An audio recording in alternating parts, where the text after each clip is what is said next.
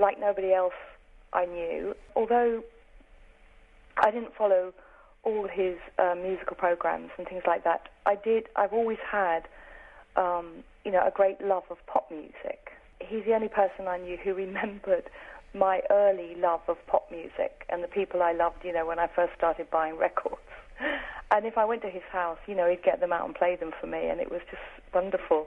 He liked Frankie Lane, and I liked Frankie Lane, and he used to play me all the Frankie Lane records.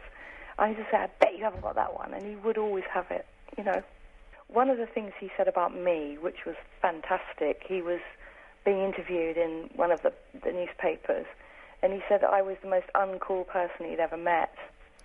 And that was such a compliment coming from him, because, he was somebody with no pretensions, no ego, just, as you say, very, very natural, just as he is, a very sort of loving man.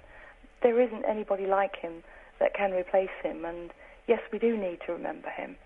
And I still think of him a lot, and, I think of him especially when we're going to Liverpool in a couple of weeks to play Liverpool, and I think, I think of him then very much.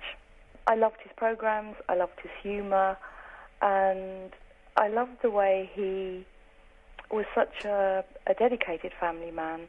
I don't know that I've ever met a man who loved his family more, and, Sheila was the light of his life, and I loved the way he always brought Sheila into everything.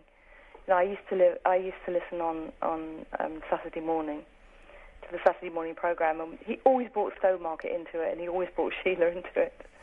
And, I miss him very much. I still miss him a lot.